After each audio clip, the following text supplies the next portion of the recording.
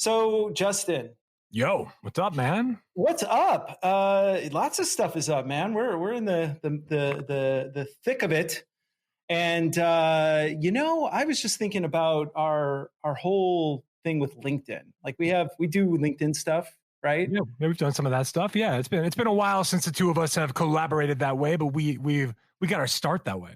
And so we did, and teaching classes and giving people some really bad advice, which hopefully they didn't take until we learned better. But that said, we like to consider ourselves LinkedIn expert, and I do use the term expert very loosely. So once in a while, it's probably good to bring in another expert so they can tell us how full of shit we are, because. It's always good to be brought back down to earth and get some humility back in this thing. So why do you know any LinkedIn experts besides us? Not a one. Well, I'm going to go get us one. How's that? How's that for service? Okay. Well, let's do it. Bring me All one. right. Well, ladies and gentlemen, I'm Andros Sturgeon. And I'm Justin Womack. And we are the Marketing Geeks. Marketing Geeks.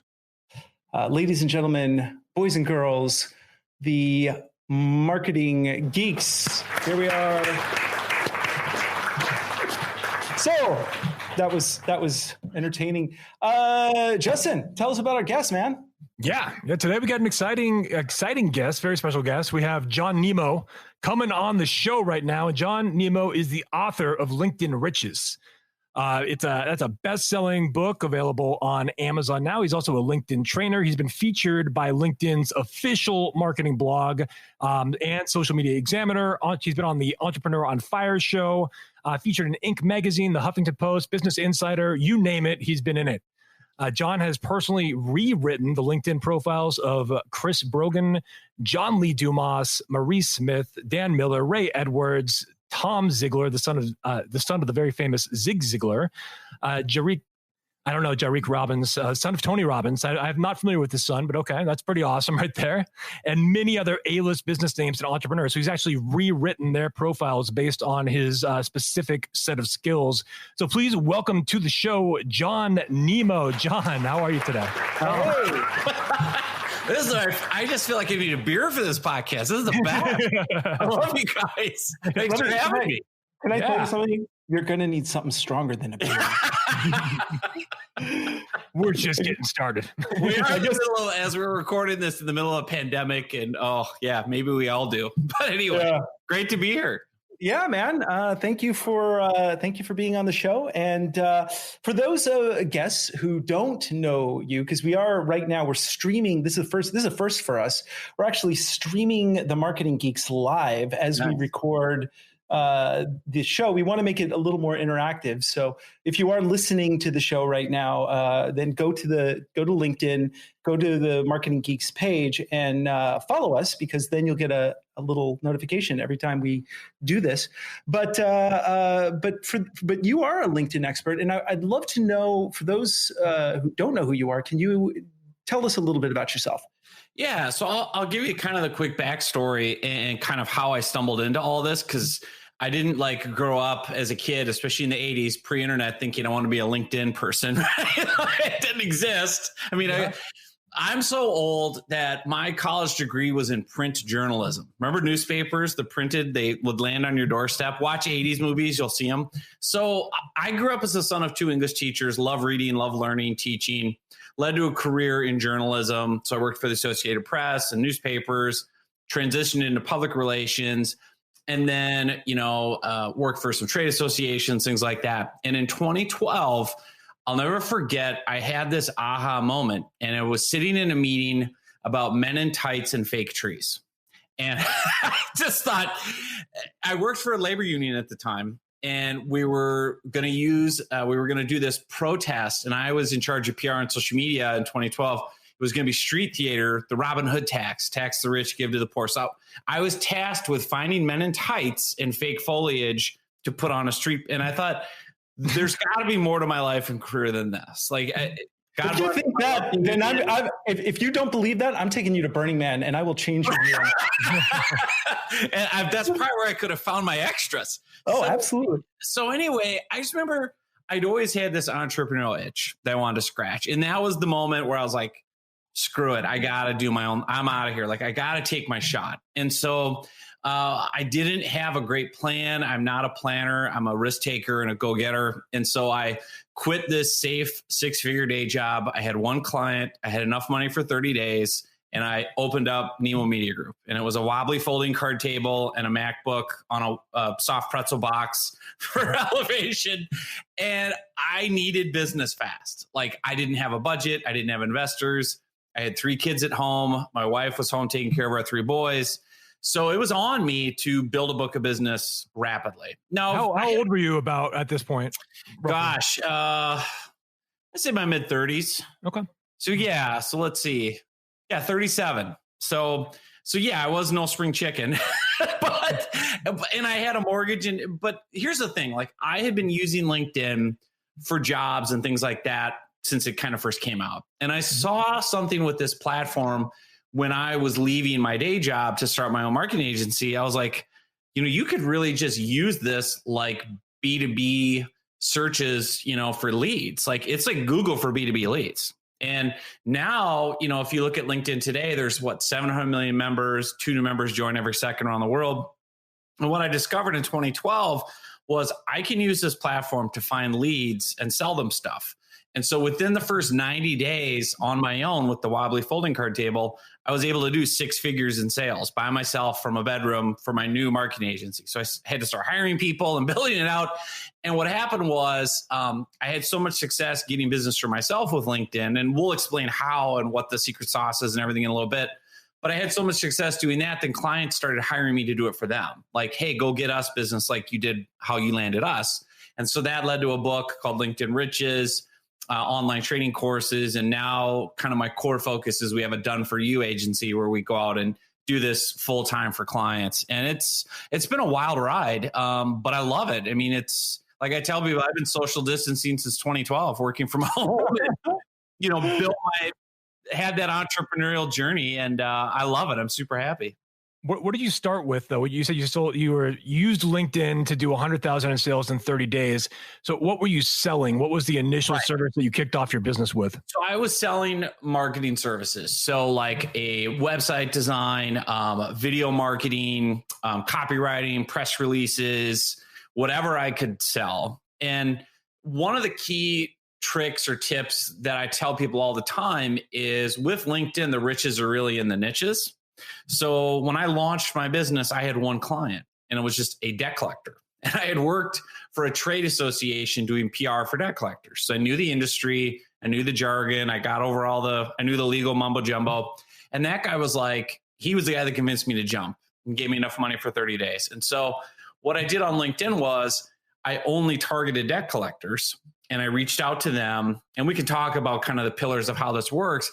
But that's how I was able to quickly scale the business, was only targeting one little audience. And let me tell you, like, the number one, do you want to know the number one mistake I see? Do we want to get into all this yet or not? No, let's go for it. Let's get right into it. Here's the number one mistake that 99% of people make on LinkedIn is it all starts with your profile page. And the way that LinkedIn taught us, coming in was to use it like a job seeker, right? Mm-hmm. It's like an online resume. It's written in the third person, like you're a pro athlete, right? And one of the things that I built my whole business on was one quote from Dale Carnegie, How to Win Friends and Influence People. And I actually Great book. I recommend that highly. Yeah, I have it on my desk, and it says, people do not care about you. People do not care about me. They care about themselves, morning, noon, and after supper. He wrote that in 1936, and I built my whole business off that. People could care less about me. They care about themselves, their problems.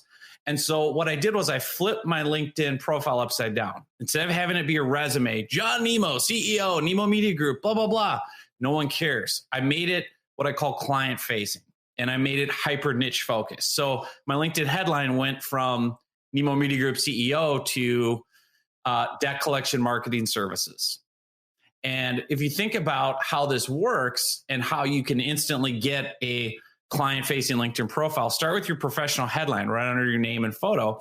Have it be the audience you serve plus the service you provide.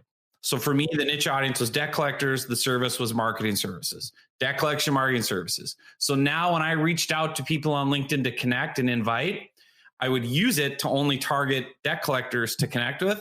All they would see was my name and my headline. Well, who doesn't want to connect with a guy that can help me get something I want? John Nemo, debt collection marketing services. If I was a debt collector, I knew within 2 seconds what Nemo could do for me. If I'm interested in getting help with marketing, I would connect with Nemo. And then the rest of my profile, the about section, most people, it's written like a resume. You talk about yourself. Instead, I have a very specific template I teach, and it says what I do, : and it's all caps, what I do.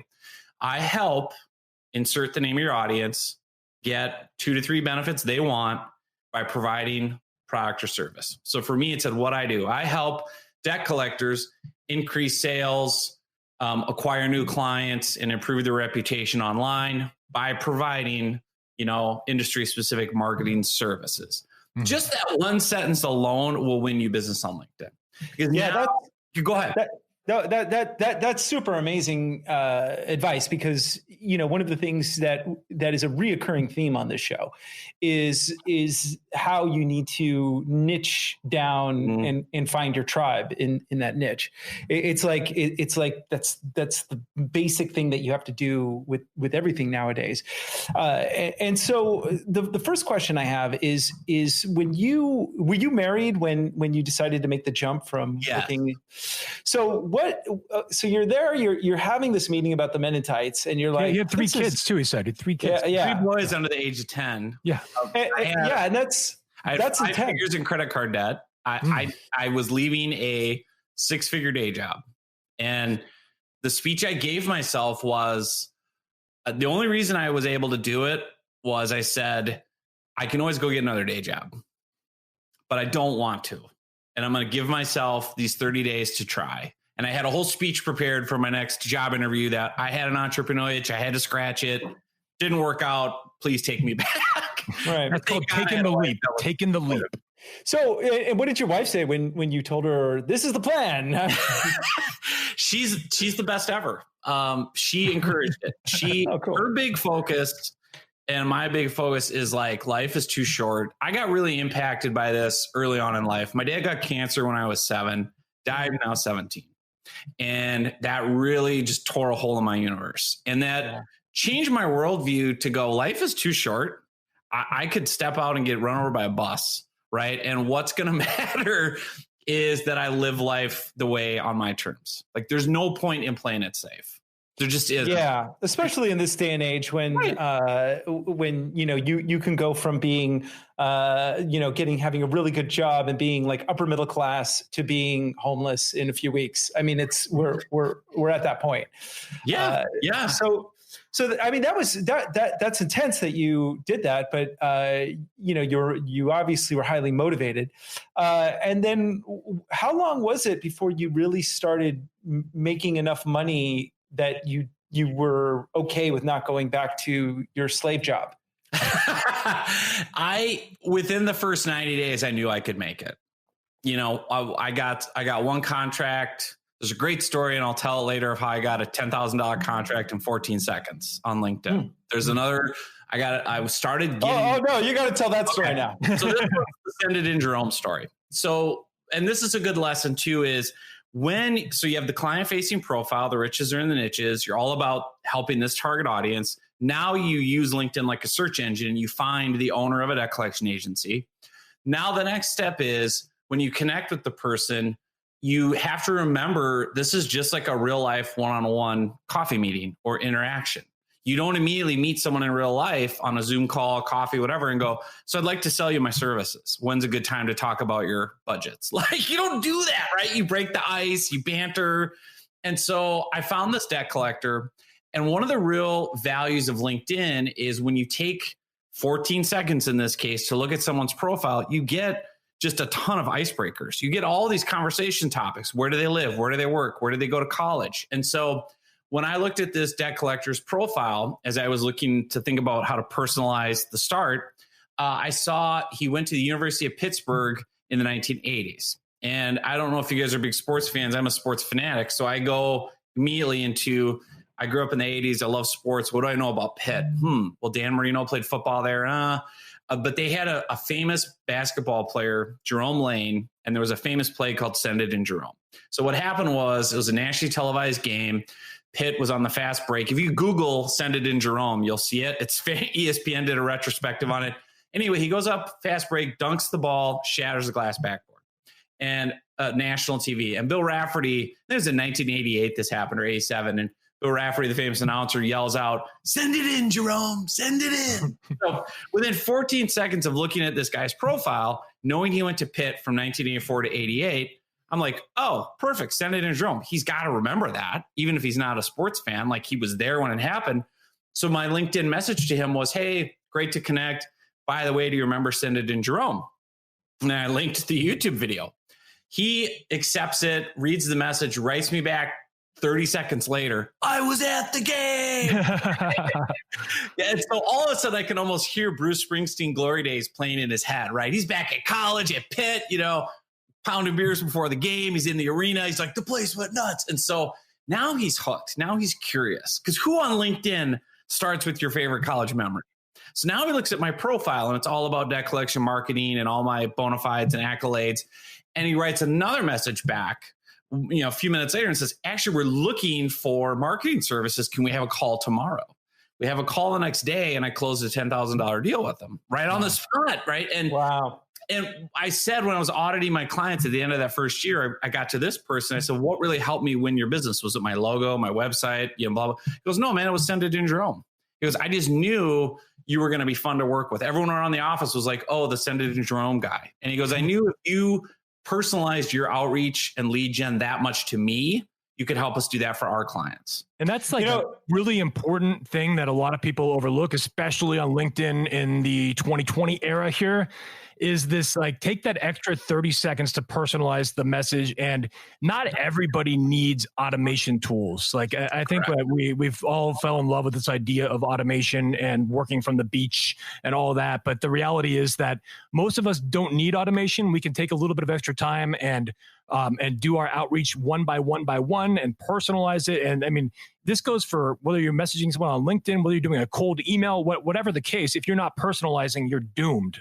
Like, you're not going to get through, because like, I could tell if a message is templated. I say this all the time. When the first 3 words, practically, I could just tell if it's a templated thing. And if I see like my company name as a merge tag, it's really obvious because I have LLC attached as the on my LinkedIn profile. So if I see them like say my name plus LLC, it's like, oh, this is clearly a merge tag. I'll give you an example of how you can have your cake and eat it too with LinkedIn. So I can run a LinkedIn search. CEO, debt collection agency, went to University of Pittsburgh for college. And I can have a list of 10 or 20, and I can use the same approach for each one. Hey, you're a Pitt grad, you remember Send It in Jerome. I can copy paste that, but even that is more personalized. But to your point, what you just said, Justin, I got an invite today. My LinkedIn headline right now, the first sentence is done for you LinkedIn lead generation services. I got an invite today that said, are you looking for done for you LinkedIn service? Oh, I hate that. I hate that. Well, according to my headline, I shouldn't be. I would really be struggling if I need to hire you. But yes, you're so right, man. I know. That's so ridiculous. I mean, this is interesting. In fact, last episode, we had a woman that has a software as a service. She's the marketing director for that company, and doing apps for like web apps for mobile. But the thing that was interesting was that she was talking about this very thing, that she would do research on specific people that she wanted to target, and then do a reach out that mentioned something that they wrote, or a bit of stalking.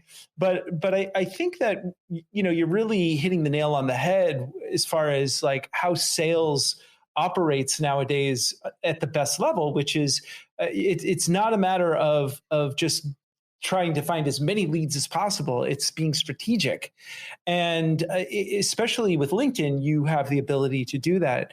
And I agree with you. One of the biggest problems I see, especially with LinkedIn, is when I get a connection request, and then the next thing I get a message that's like, hey, who does your SEO and search engine marketing? It's like, well, fucker, if you looked at my headline, took 2 seconds, you would know that it was me. So, it's so funny. And can I just tell you that I'm going to make this really easy for everybody listening and watching. There's only one thing you need to do on LinkedIn to make sales. One thing. That's it.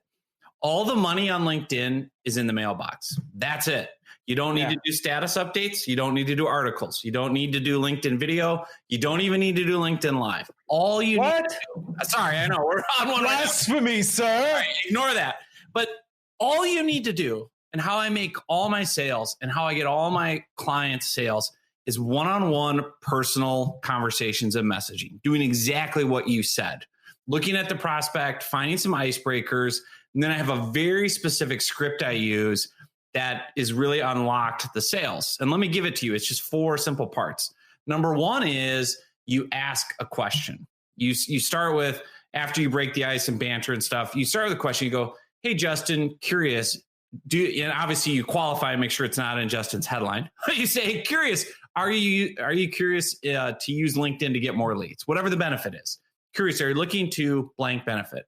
Then you say, the reason I ask is, and then you offer something of value. I've got a great free training, webinar, ebook, blah, blah, blah, that helps with this.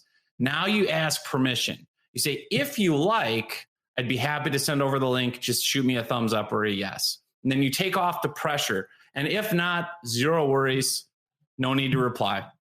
And what that message template does is you're not including a link. You're not assuming anyone wants anything.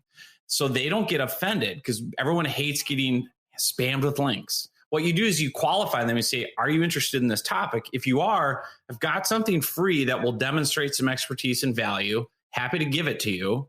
Just reply yes or thumbs up. And then you take the pressure off. And if it's not for you, no worries. And what you do with that approach is you qualify people very quickly.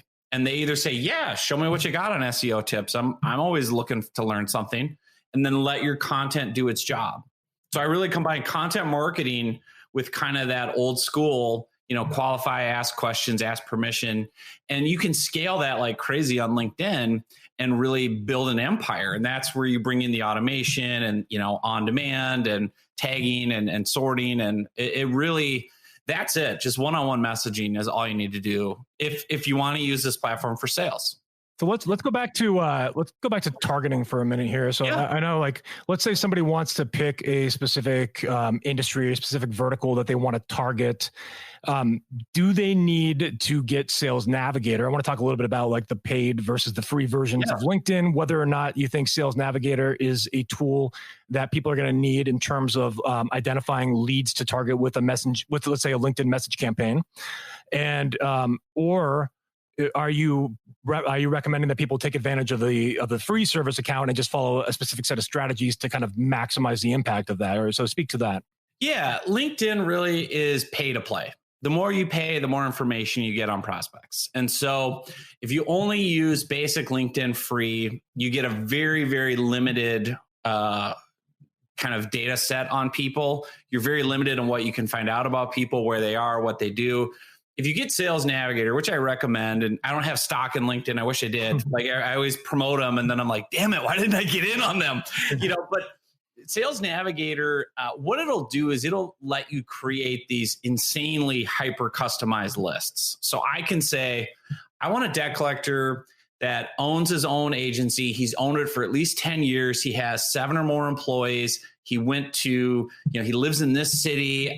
He's been on LinkedIn for this long. He's posted in the last, you can get, remember, LinkedIn went big brother on us. Every keystroke you entered on that platform is saved and sorted and organized. Every status update, every piece of your profile, everything you've uploaded, they reverse engineer and sell as data. So that's what you want to use as a marketer is go, I would get a paid profile, Sales Navigator, because you're going to get so much more detail, so much more access. And even then with features like who's looking at your profile. It'll give you more information on who those people are. And that's where you create context for the conversation. So somebody looks at my LinkedIn profile, I have a standard message I send back and say, hey, so glad you came across my profile. What helped you find Nemo on LinkedIn? Right? Because I'm going to make fun of that stupid movie. And then at least remember my last name, Nemo. How did you end up finding Nemo on LinkedIn? Let me know how I can help. And then that starts conversations. But yes, you definitely want to have a paid, sales nav level. I would agree. What about connections? So, and this speaks to, again, like the free versus paid. I know that in the free account, especially, you're leveraging degrees of network.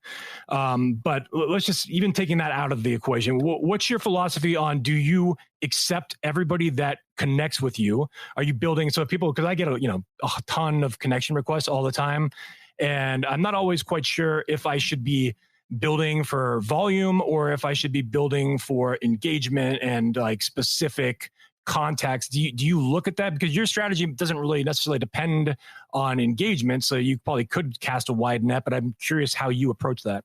Yeah, it's changed quite a bit. So it used to be the more connections, the better, the more visibility you get, the more people you're connected to, the more people see your stuff. But LinkedIn has totally changed the game. What I mean is, I have 20,000 connections. If I post a status update, like 20 people see it, right? They have all these algorithms, and it's called velocity. Like if so many people like your post within this amount of time and they share it, we'll expand it. And so it's all gamified now. So the answer to your question is 100% just connect with people that are prospects. You can ignore everyone else, either prospect or referral source. Here's the ugly truth about LinkedIn as well. 99% of the business you win on that platform is you reaching out to someone. 1% is inbound. I found you. Like, I sorted through 700 million profiles and found Justin. Please give me money. It's all you knocking on virtual doors. So you want to build your connections in a way where you're only spending time having these conversations with people that either can be a direct buyer or a referral source or something else. And so that's changed over the years. So yeah, I would be very kind of picky about who you connect with, because again, visibility on the site is totally different. I know other people will say differently, but it's true. Like if you look at your stats, you're not going to get that traditional thing of I hit publish and everyone saw it. And again, it takes too much effort and work to try to game the system and get visibility and hope people come and find you, as opposed to just reach out one-on-one. Hey, curious, are you looking for tips on this? If so, I can drop you into my funnel and move you along. I've even seen like engagement pods. So I know people that run these where I post and then I'm going to get on WhatsApp and message everybody. And now I want like 10 of my friends to comment. Yeah, they're gaming the system. Yep.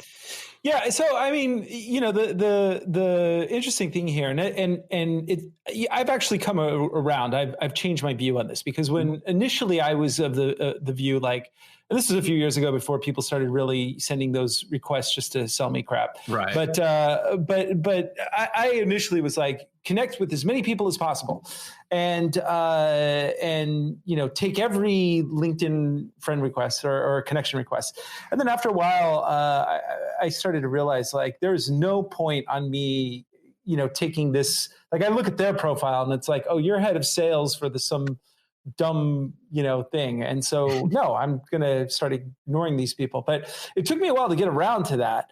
But now I'm of that camp that you should be a bit more selective.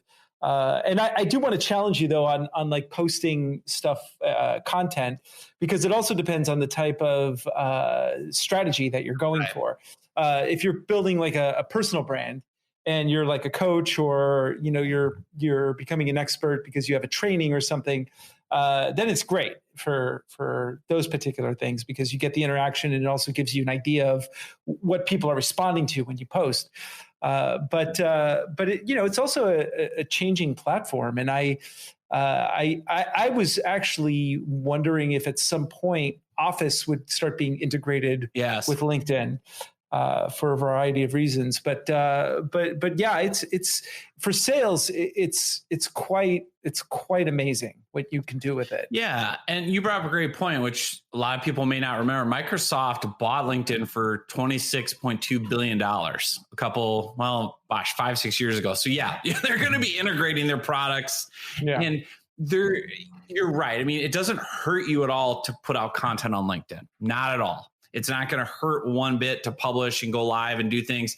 My big thing is make sure that there's a method to your madness and that it's connected to some sort of funnel elsewhere, because the real work on LinkedIn, and I always say this too when I talk live about vanity metrics, is people say, well, what if I have a video with 30,000 views? And I'm like, sorry, I went to my bank last week. They don't take views as a deposit. Not on LinkedIn, on YouTube. No, they don't take LinkedIn views or likes as currency right now. So I want money. And I get money. End of the day, no one's going to buy a thing from me unless they talk to me one-on-one or someone on my team, right? Like they're not going to, at least high ticket stuff. Yep. They're not going to buy a higher ticket service unless they talk to you and have that human connection, relational, no like, trust. Now, speaking to that, though, you said that everything has to be connected to a funnel. Let's talk. I mean, you mentioned that the first message that goes out in your campaign is, hey, check out this free resource on, I want to give you some extra information. And you don't provide a link, but you say, like, if you want it, here it is. If not, or if you want to respond with a thumbs up, if not, whatever, ignore this message.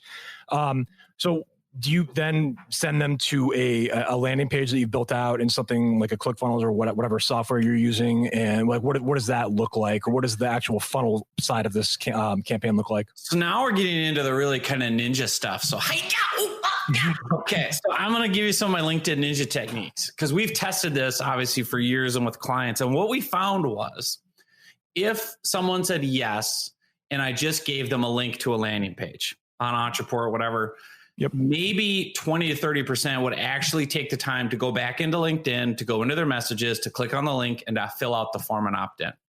So what we decided to test a few years ago was if someone says thumbs up or yes, I'm interested in that resource, what's the harm in looking at their contact page? They have contact info, their email's in there.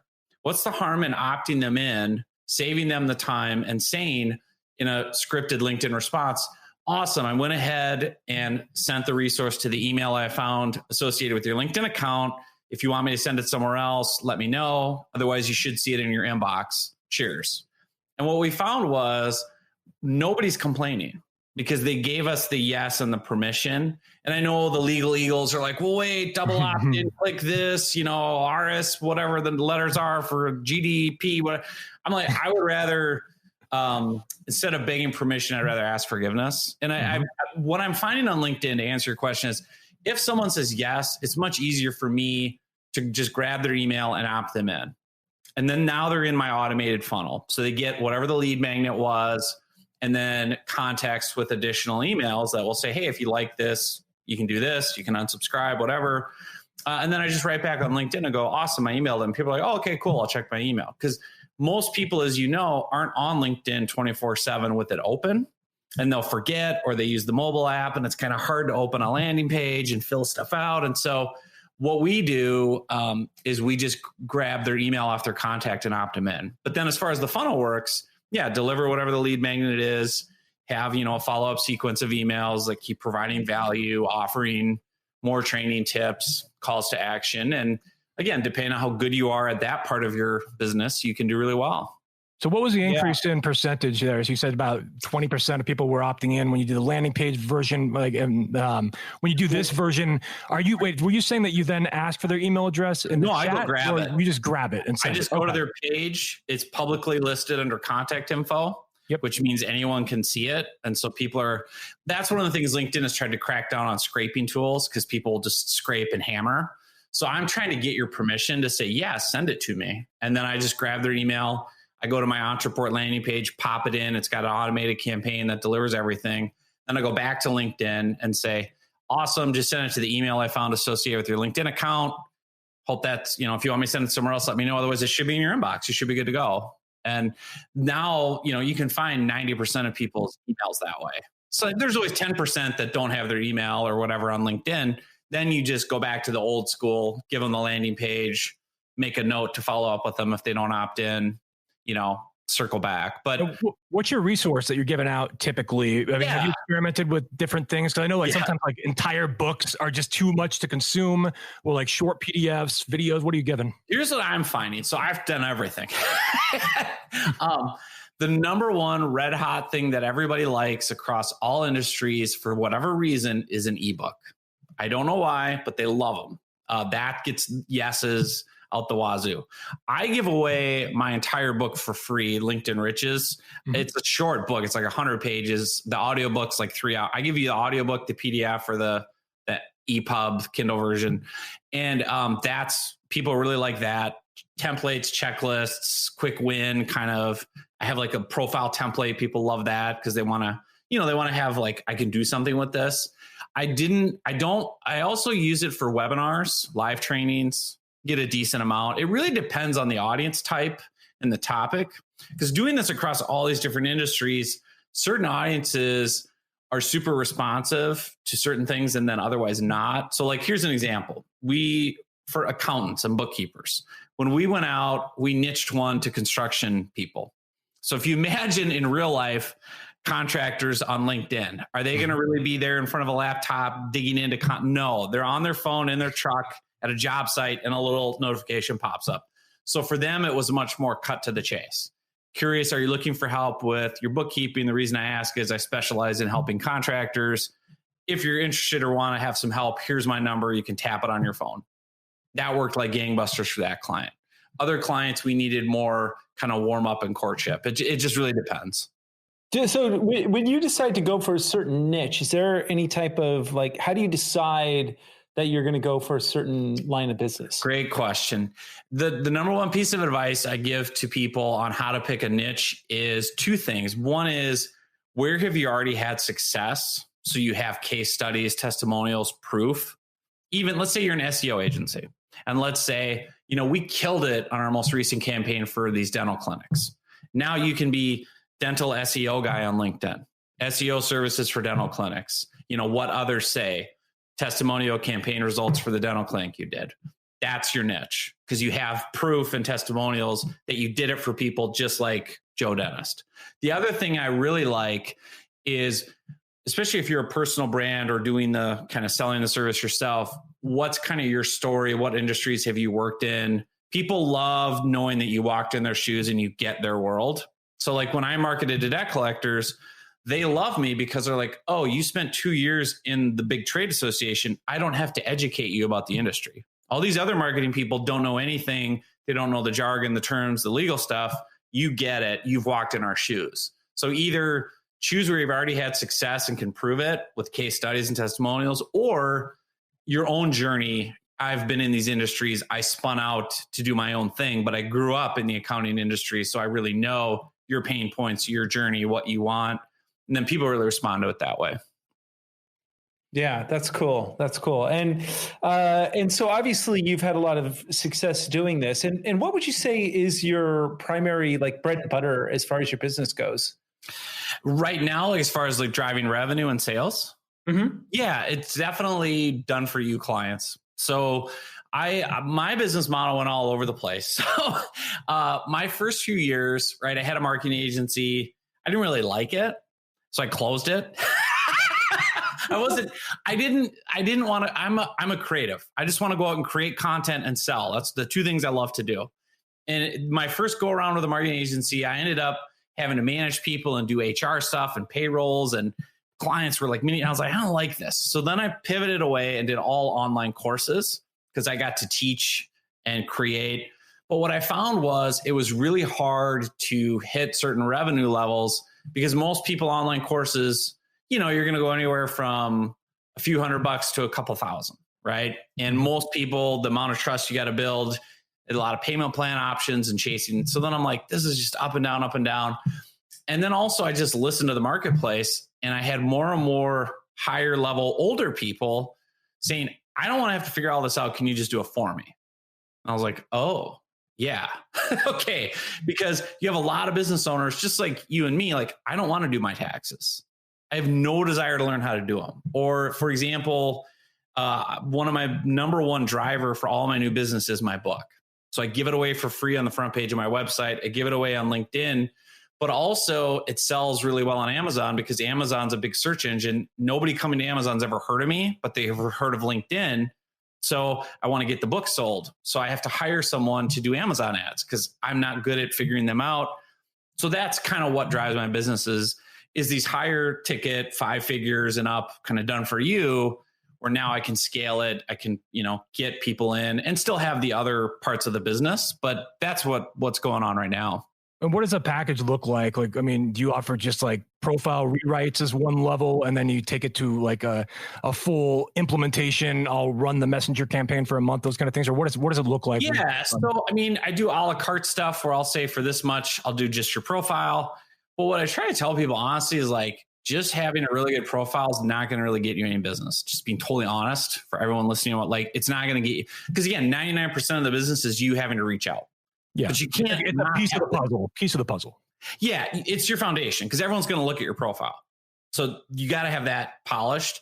So I'll do a la carte stuff, and then probably what we do most of is like 3, 6, or 12-month packages. And the way we structure that is we need to we do a deep dive. We interview the client. We get all their information. What's your story? What's unique? Who's your audience? Blah blah blah. And then we have to create content and funnels. Typically, they don't have a lot of that. So we create all the automation, the landing pages, the emails, the ebooks, design. Sometimes we do done for you webinars, videos. We create all this really good content that's going to be our bait. Then we hit go on prospecting.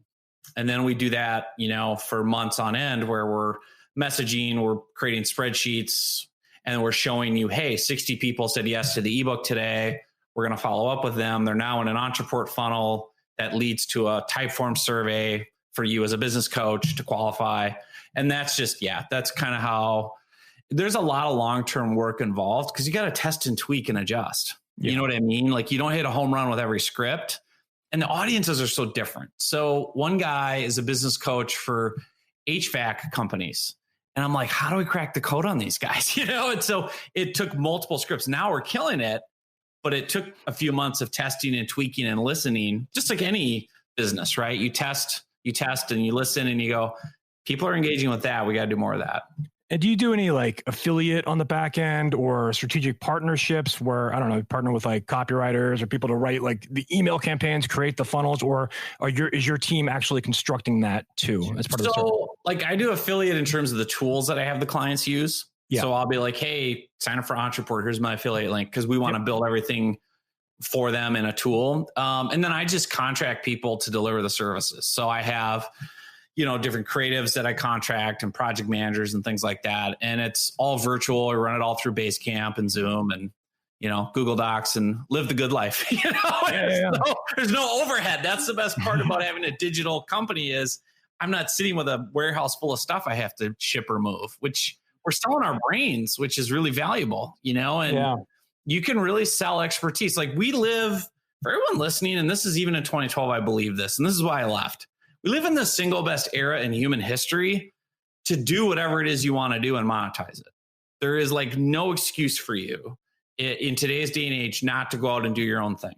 Because when I was growing up in the 80s, I don't know how old you guys are, but when I was in the 80s pre-internet, if I wanted to have people see my face on a video, I had to go to a TV station, right? If I want people to hear my voice, I had to be on a radio, right? If I want anyone to read what I did, I had to get a publishing deal with a book. Now I can self-publish.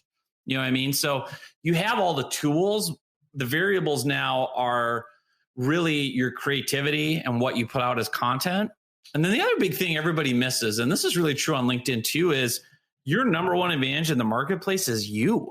It's your unique story, personality, even your podcast. Like this is the funniest podcast I've ever been on. I'm like, whoa, these guys are just joking around. It's like, seriously, I want to have a beer. I'm like, this. Well, that's why we have 7 listeners, man. All the time.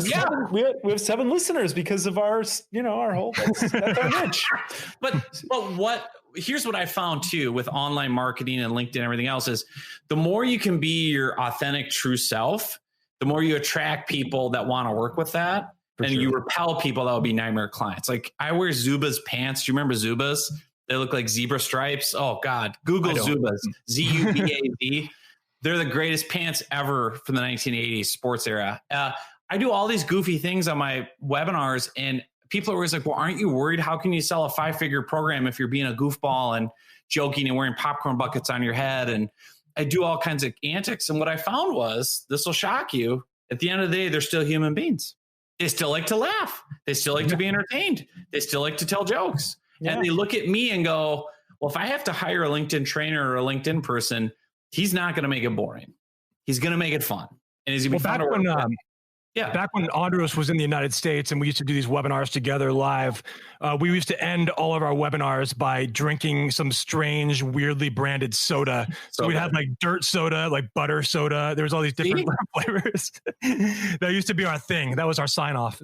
Well, and remember, people need a narrative to attach to you. How else will they remember Marketing Geeks? The name is one thing, but the soda thing, like, oh yeah, every webinar, they're going to have their soda, right? And you're the guy that wears the bucket on his head or whatever it is. And so it's just being your authentic self is really valuable. Yeah, for sure. And you know, the main thing that I just want to reiterate, something that you touched upon, is that not only is this the best day and age to do what you want to do, it is you can do it globally. I mean, it's like if you're in the United States right now and you want to get out of the United States, you can. You can do it. It's like easy. You can get on your computer and you can go to another country and you can get a work visa. I mean, not every country it's going to be hard, but you know, and I have a 5-year-old son, and I the message that I try to impart to him, and the biggest lesson I'm trying to teach him, is that you never need to rely on anyone to make money. Yeah. The conversation is, I need money. Where can I get the money? What can I do because there's tables of money. I just have to go sit at the table and negotiate how much of that money I'm going to get. Yeah. And it's so true. There's enough work out there. Perfect example. My lovely wife Iris, who's also the producer of our show here, she has a friend here in the Netherlands who was trying to figure out what her next thing was, and she started decorating crazy things, like gluing things together, spray painting, you know, candelabras, strange colors. And, you know, we ended up buying like a buffalo head that she painted gold and stuck a lamp in it. And it's like crazy stuff, but she just like put that on Instagram, and now all of a sudden that's her business. Right. So we can do this. I mean, you can run an agency, you can do all of this stuff, and it's not that hard. It just takes work and never selling yourself short on what your abilities really are, because most people, I think, do. They sell themselves short on their abilities. Yep.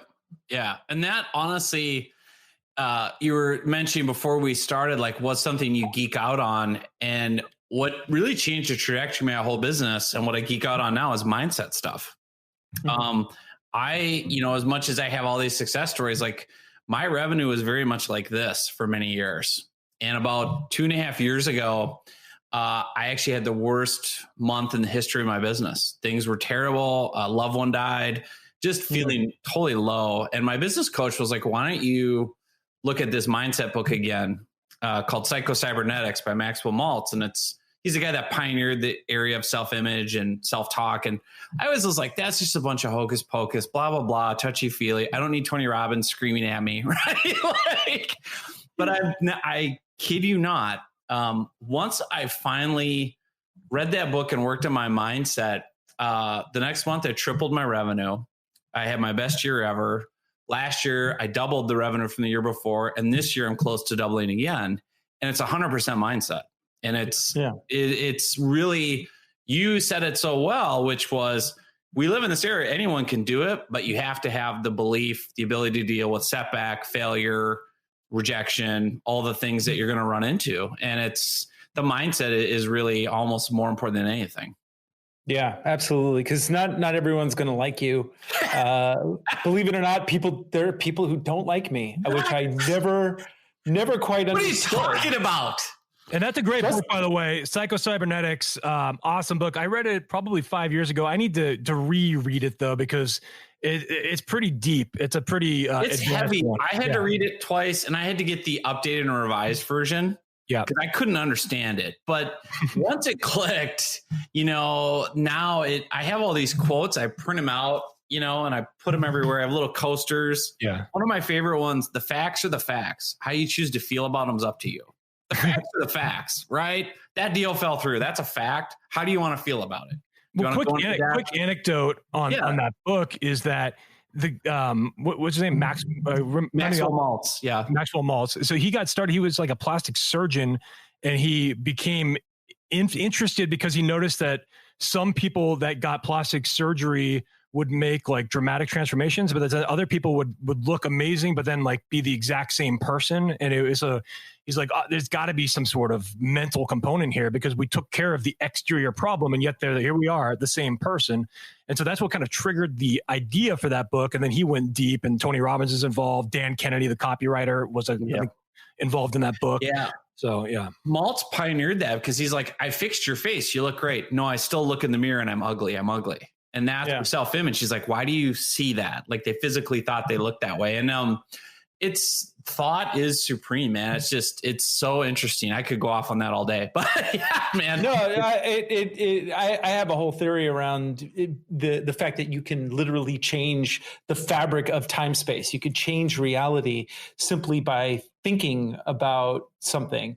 And it's one of the superpowers that human beings have, because we can reach into the void and we can pull out stuff that has never existed before, art or ideas, and that alone can change the nature of the future. And I think that, and this is one of the interesting moments in history that we're at, is that reality is spongy, and you can get data sets to prove any fact or figure that you want nowadays. And so it all comes down to your own personal perspective on what reality is. There's no one size fits all, but all of our little realities are bumping up against each other now.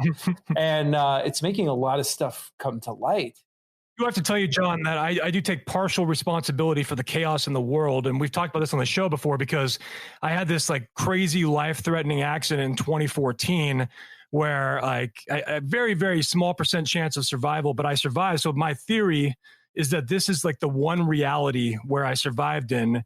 And that's why everything's kind of twisted and gone like insane. But in the rest of the other millions of realities, everything is totally normal. So I just wanted to share that. in the parallel worlds right now. That stuff is so fascinating to me. And I talked about my dad earlier, and that he passed away. And right before he died, he had a near-death experience, and kind of that veil where the white light and the tunnel and the people in heaven. And I've read a lot of books on that. One's called Imagine Heaven, and it's the studies of people from all races, all over the world, all ages, kind of culminating in what's the typical near-death experience like. And there is a common experience, and it is a different place. And I'm a Jesus guy, so I believe in him and believe in that version. But I mean, it's fascinating because it all ties back to the power of our mindset and our thoughts. And we don't really know what we're capable of. And people realize that, I think, when they have those experiences too. I'm glad you're still here, man. Thank you. Appreciate my reality. I wouldn't be doing the Marketing Geeks podcast. Right. That's true. That's true. If it weren't for my buddy Justin. Well, we've got to get to we're kind of creeping up on the end of the show right now. So where can we find you? You said you offer your book. Where can we get the book? I definitely want to read it. Where are you?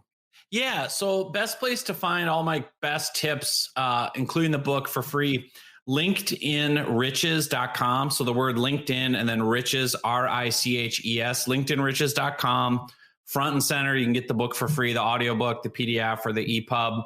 There's also lots of templates, free trainings on there.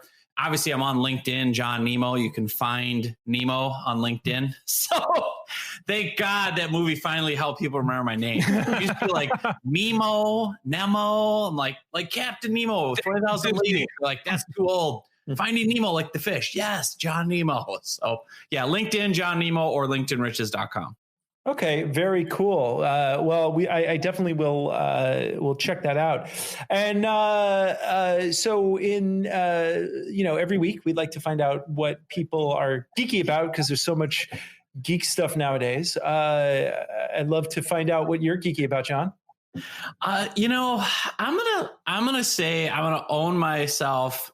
I'm the biggest Pearl Jam geek there is. Nice. I don't know if you guys like Pearl Jam at all, but I have been geeking out on all their live albums.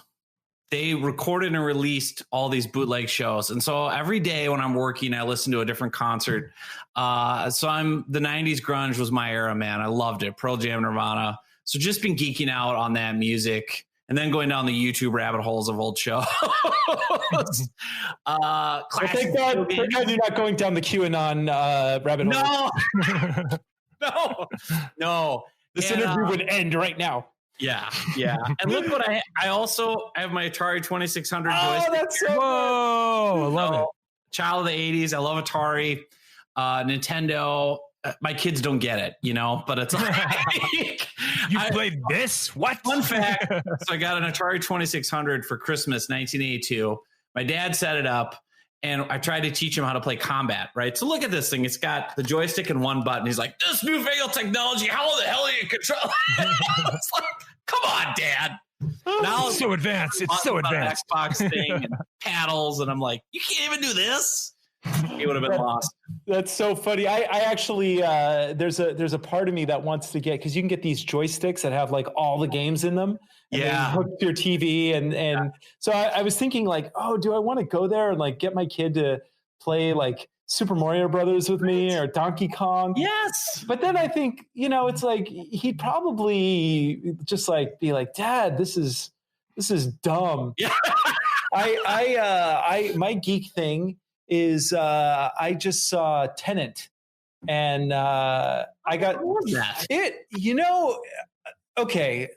First of all, I have mad respect for the director, right? Because Chris Nolan. Yeah, right? he in my mind, there's like very, very few directors that have made a bad film, and so I feel that Chris Nolan is still yet to make a bad film, but some of his films are better. And I feel with this particular one, I don't want to give anything away, but I feel like there was a gimmick he came up with that was like, ooh, it would be really cool to like do this gimmick, kind of like Inception, but it was like a different gimmick. Okay. And the gimmick is cool, but after that, I feel like there's a lot of like complicated stuff he does to make the gimmick interesting. And I feel that he overcomplicated it. And in the same way that there's a moment in Inception where you're kind of like, wow, this is getting heady. I'm having a hard time keeping track of all these levels. There's a similar kind of thing, but it's a little worse with this. But as far as like, he doesn't use very much CGI. There's some amazing set pieces that they're like real, and you're like, wow, they really blew that shit up. That's incredible. So I would definitely wear the mask and go to IMAX and see Tenet the way it's supposed to be seen. So mad respect for Christopher Nolan. Just next time, please make your movies a little less complicated. Well, don't just make them complicated for the sake of making them complicated, which might be the case here. So. So I don't want to have to like have a graph and like chart things, because that's why I don't bother with QAnon, because I don't want to have to like have a giant like. That's kind of how I feel about the show Dark, although I really I love that show on Netflix, Dark, but like I do feel like you have to like chart it out and do this. And that's a really good show, by the way, but it's very, very complicated. And if you were like me and you watched I watched the first 2 seasons when they came out, and then I had to wait a year, and then by the time the next season came out, it was like I don't even know what the hell just happened. I don't remember anything. Justin, what are you geeky about right now?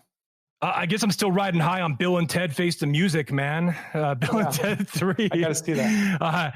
I watched that a week or so ago. I didn't watch anything over the weekend, so that I actually quite enjoyed it. I mean, it's stupid, but when it comes to sequels that are 30 years too late, it's the best by far of all the 30 years too late sequels. So I mean, I'm comparing that to like Dumb and Dumber 2, and I don't know. I guess Anchorman 2 was probably 10 years too late. Bad Santa 2 and Zoolander 2. Funny story. We bought the trilogy last night. My kids watched the first one. Never seen it. My two youngest are running around going, 69, dude. So I say to my wife, I'm like, do we want to be the parents that introduce that to the seventh graders, or should we kind of explain? And so she goes, just don't explain the gory details of it, but explain why they don't want to say that number. Thanks, Bill and Just Ted. say Classic, it's a thing that grown people do when they really like each other, and it was. It's like, well, why 69? Because it was invented in the year 1969. Brilliant. Don't Brilliant. Google it. So, whatever you do not Google that. John Nemo, everybody, thank you so much for being on the show. This was wonderful, and I think we successfully also simultaneously live streamed. So. I think we're going to do that. In fact, the show is going to be we're going to kind of recalibrate the show a little bit. We had some issues with our website. That's now fixed. And we are going to do a little bit more live streaming. So if you join the Marketing Geeks podcast page on LinkedIn, you should get a notification whenever we do a live show. We generally record on Wednesdays. So if you see the little thing, you can join the conversation. And I actually saw people leaving messages while we were live. Yeah, people left some messages and engaged in the content. It's kind of bananas, dude. Love it. I love it. This is the wave of the future, man. Yeah, totally. So the future is now. Welcome to the 21st century, everybody. So with that, anything you've got for me, buddy? Is that... I feel complete. Okay, I do too. Good. So we got some more guests coming up and more awesome stuff. And with that, ladies and gentlemen, thank you so much for listening. We are the Marketing Geeks. We are out. Stay classy. Marketing Geeks, come on, bring your friends. We'll learn marketing from distant lands. Andre Sturgeon and Justin Womack, the fun will never end. It's Marketing Geeks.